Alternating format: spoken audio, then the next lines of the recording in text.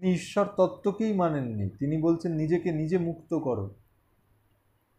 আপনি যে কোনো বৌদ্ধ গুম্ফায় যান, সেখানে বুদ্ধেরই সমস্ত পেন্টিংস রয়েছে।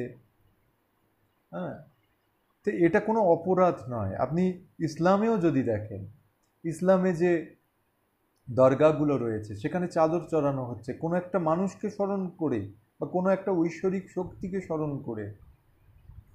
কোনো সকলে যে মক্কা মদিনায় যাচ্ছে, সেখানে গিয়ে পবিত্র পাথরে চুম্বন করছে, সেটাকে ঘুরতে হয়। তো এগুলি কি প্রতীক নয়? এগুলি সবগুলোই ঐশ্বরিক প্রতীক।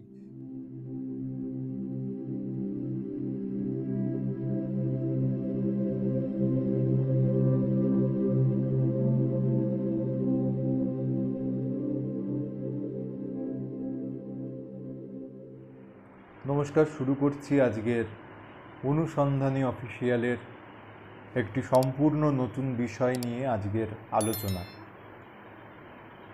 তাপস প্রামাণিক মহাশয় বহরমপুর থেকে আমাকে একটি প্রশ্ন পাঠিয়েছেন। প্রশ্নটি হচ্ছে মূর্তি পূজা বিষয় নিয়ে সংক্রান্ত। তিনি জানতে চেয়েছেন যে বেদ বা আমাদের যে মূল শাস্ত্রগুলো, সেখানে কোথাও মূর্তি পূজার উল্লেখ পাওয়া যায় না। এমনকি বহু উচ্চ স্তরের কিছু সাধক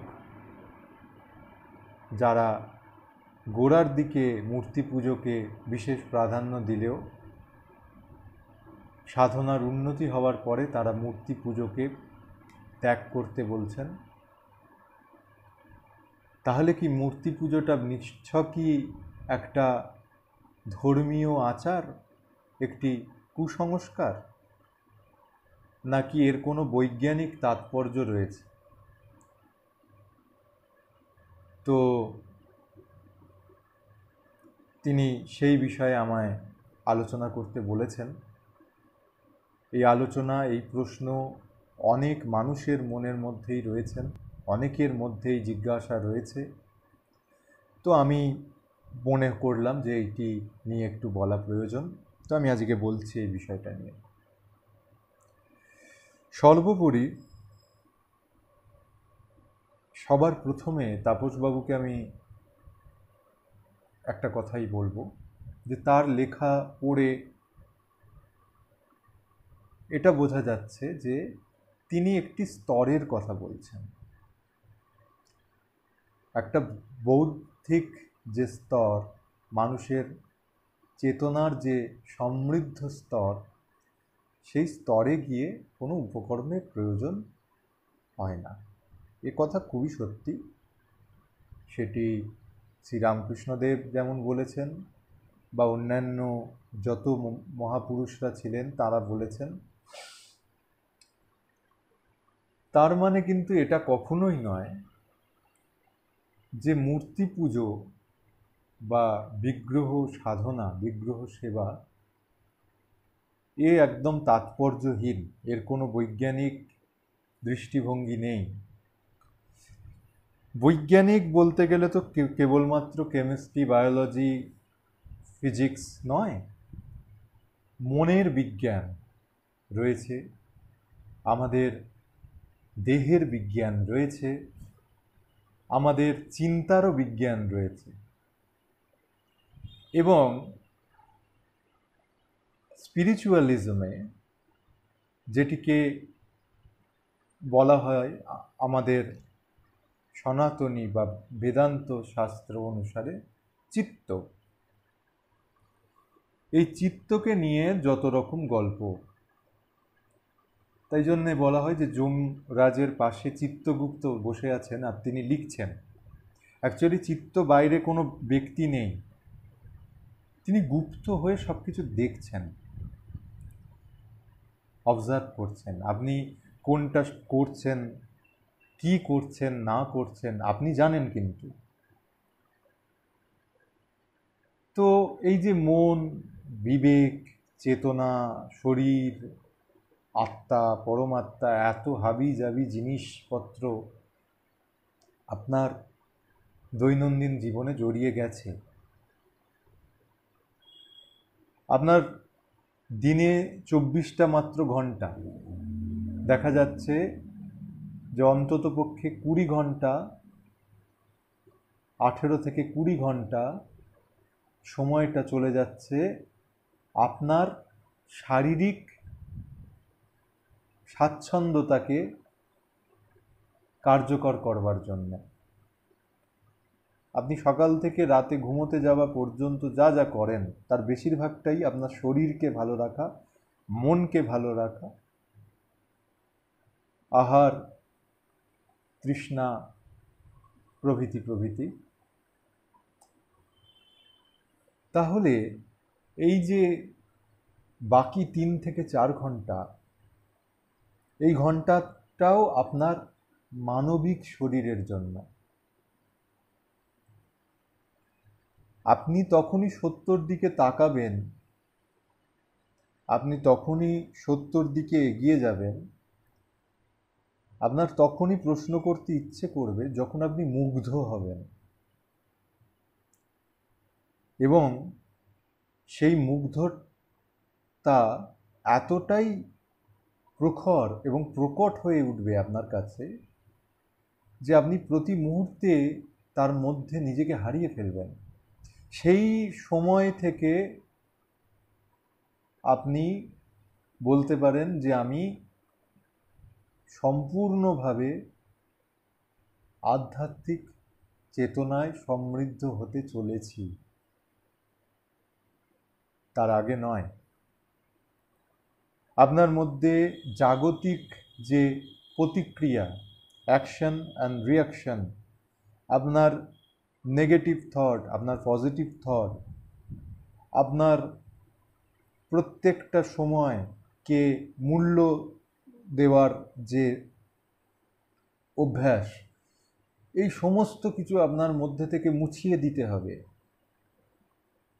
বুদ্ধ একটা জায়গায় বলছেন, তার প্রধান শিষ্যকে আনন্দকে বলছেন যে একদম খালি করে দিতে হবে।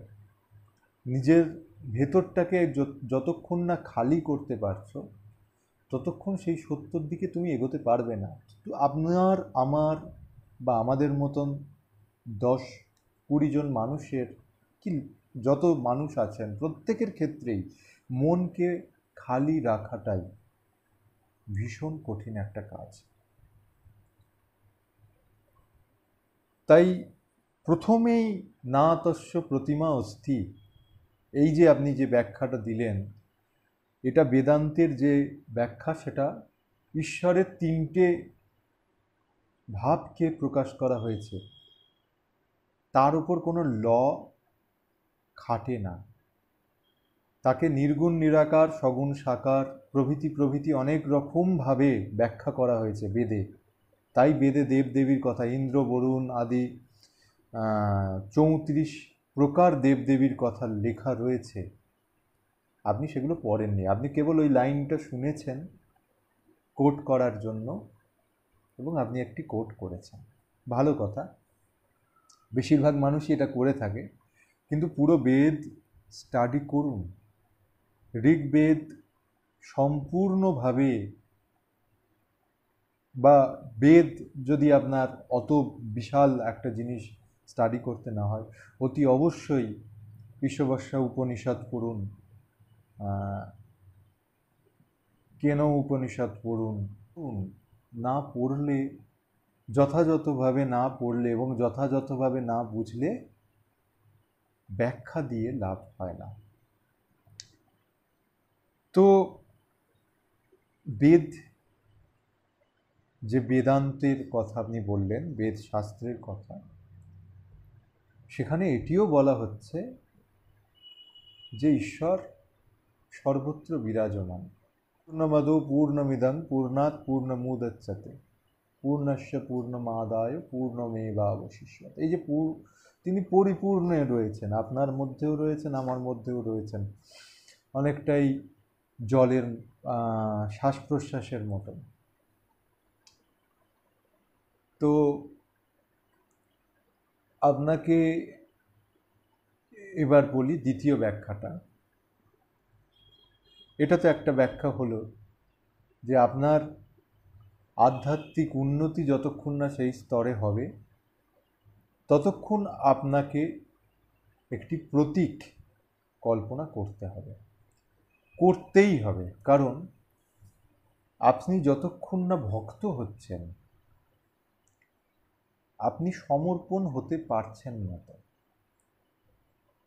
আপনি আপনার ইগো, আপনার নেতিবাচক মনোভাব, আপনার থট, আপনার সবটাই আপনি চাপিয়ে দিচ্ছেন প্রত্যেকটা মানুষের ক্ষেত্রে। আপনি তাদের জাস্টিফাই করছেন।